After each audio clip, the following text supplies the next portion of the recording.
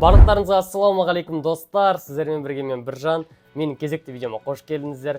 Және бүгінгі видеода мен қазіргі таңда маркетингтің түбін түсіріп жатырған екі компанияның, яғни атап өтетін болсақ, Lead Energy және де Zigzagi сусындарының дәмін көріп салыстыратын боламын. Видео қызықты болады деген үміттемін. Видеодан алыстамаңыздар, ал ендеше бастайық. Ал достар, енді жалпы екі сусынға келетін болсақ, екі сусында қазіргі таңда Қазақстанда танымал десем қателеспейтін шығармын. Lead Energy бәрімізге белгілі ютубер бар, Литвин деген, соның шығарған сусыны болса, ал Zigzagi енді өзіміздің қазақи отандық өнім. Екеуі де бізде лимонад. Мен ойлағам негізінде Lead Energy ол тек қана бір энергетик шығаратын компания шығар деп, но менің білуімше Lead Energy жақында лимонад шығара бастаған. Мына жерде лимонад деген жазуы бар. И мен ойладым, екеуі де лимонад, екеуі де танымал, не үшін салыстырып көрмеске деген. Вот қазір сондай оймен енді жаймен деп салыстыруды бастаймыз. Так, достар, енді жалпы сырт келбетіне, көлеміне келетін болсақ, мына жерде барлығы айқын көрініп тұр деп ойлаймын. Қараңыздар. Zigzagi Lead Energy енді көлемі жағынан сәл үлкен. Ал енді нақты миллилитріне келетін болсақ, Zigzagi бізде 450 миллилитр, ал бізде Lead Energy лимонады бұл бізде 330 миллилитрді құрайды. Яғни көлемі жағынан енді Zigzagi Lead Energy'ден 120 миллилитрге үлкен. Одан кейін достар тағы да бір қызығы, мен чекті алған болатынмын магазиннен, жалпы бағасын білу үшін. Жалпы общий баға бізде 1000 теңгені құраған болатын, а енді бөлек-бөлек бағасы бізде бір қызығы 500 теңгеден, яғни бірдей. Егер енді бірдей екенін ескеретін болсақ, бұл жерде енді сәл басымдықпен Zigzagi әзірге алда тұр. Себебі енді бұл тойымдылық жағынан, көлемі жағынан Lead Energy'ден үлкендеу. Басқа енді сырт келбетінен бір аса бір ерекше ештеңе байқамадым. Енді өздеріңізге қарасаңыздар болады, жалпы кәдімгі бір өзінің дизайны бар сусындар. Только Zigzagi'де енді бір ескеретіні, бұл жерде КМДБ халал деген сертификат бар, осындай вот белгісі бар.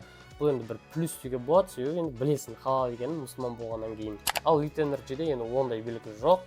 Бірақ енді Lead Energy'де бір байқағаным осындай басында штрих-код бар. Бұл штрих-кодтың нені білдіретінін, қандай штрих-код екенін мен білмеймін. Егер білетіндеріңіз болса, комментарияға жазып кетіңіздер. Так, ендеше дәмін көруді бастайық. Мен ең бірінші Lead Energy'дің осы лимонадынан бастайтын боламын дәмін көруді. Бірақ енді мен дәмін көрген кезде бүйтіп ауызбен іші олай отырмаймын. Енді камера алдында біртүрлі болатын шығар все-таки.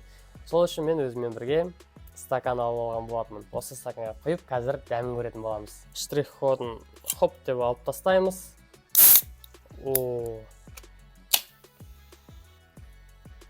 Иісін сезгеннен бір пайда бар ма білмеймін осы. Бірақ иісі сезіліп тұр, иісі нормальный, кәдімгі лимонад. Так, кеттігенде шығып басайық.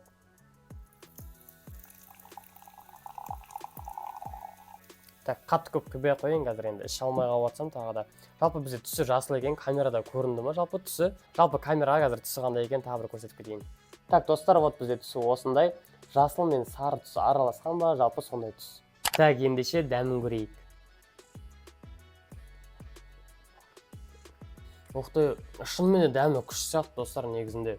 Андай бір қатты бір газды болып тұр деп айта алмаймын, қатты бір газированный деп. Өте бір күшті, бір тілге батқан кезде бір нәзік батады ма, бір дәмі де бір андай қатты тәтті емес негізінде. Дәмі күшті.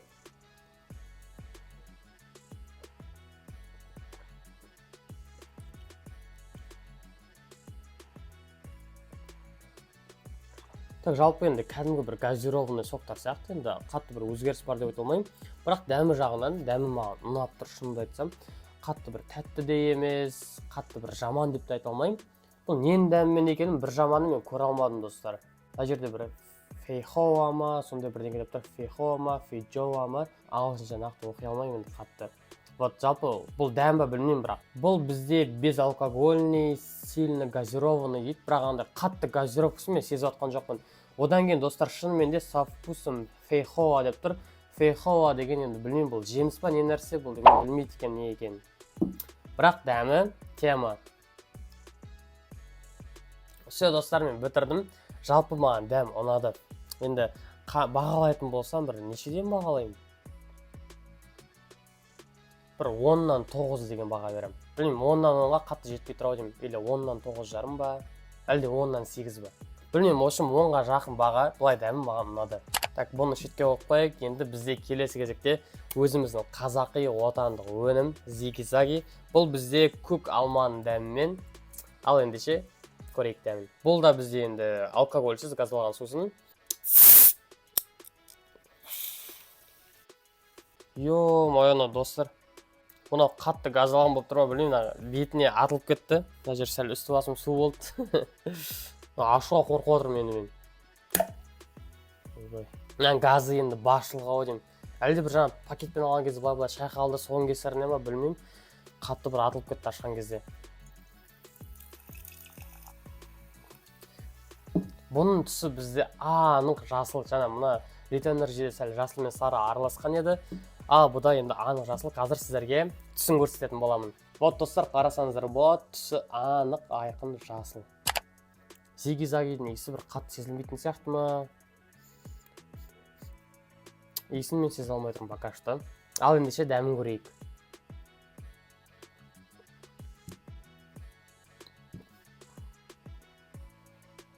Тоже бір нормальный сияқты, бірақ дәмін қатты сезе алмай отырмын әзірге.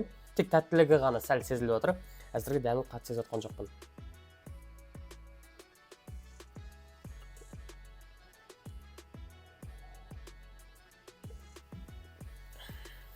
Так, достар, бір ерекше бір бөлектеніп тұрған дәмін сезіп тұрған жоқпын. Шынымды айтайын, честно айтайын. Жалпы әзірге дәмі маған сезіліп тұрған жоқ қатты. Бірақ Литэнержиде менде басында жалпы дәмі сезілген еді.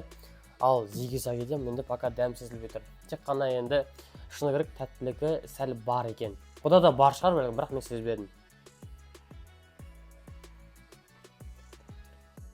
Сәл қышқылдығы бар екен. Көк алма болғаннан кейін сәл қышқыл болу керек шығар. Вот солай жаймен де мен дәмін сезіп бастап жатырмын. Нормально, по идее, ондай бір ойбай жаман деп айта алмаймын. Тоже кәдімгі бір су ғой негізінде Зиги-заги деген. Тоже екеуі де бір лимонад, қатты бір-бірінің айырмашылық бар деп айта алмаймын, мен шынымды айтайын. Так, достар, дәмі күшті негізінде. Бірақ енді сәл тәттілігі басым сезіліп тұр да маған. Қышқылдығы бар енді көк алма болғаннан кейін. Бұны мен примерно Литэнержиден енді бағасын сәл түсіретін сияқтымын. Бір 10-нан 7-ге ма бір бағаға түсіп тұрады сияқты почему-то. Қазір мен Литэнержидің дәмі сәл бір көргім келіп тұр тағы да. Дәмі бұнікі сезіле ме әлде қалай?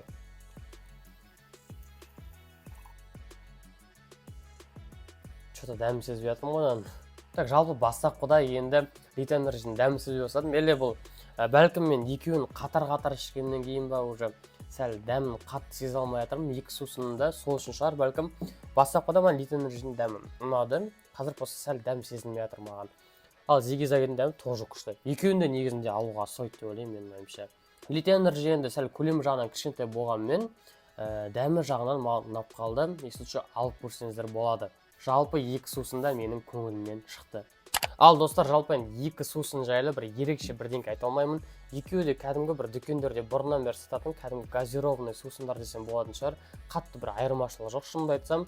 Вот екі сусында жалпы бірінен соң бірі қалып тұрған жоқ. Екеуі де өздерінің бағаларына стойды. Ал достар, осымен бүгінгі видео өзінің соңына жетті. Егер видео ұнаған болса, лайк басып, пікір қалдырып, арнаға жазылып, достарыңызбен бөлісуді ұмытпаңыздар. Келесі кездеспейміз. Ал ендеше қоштаспаймыз. Келесі кездескенше.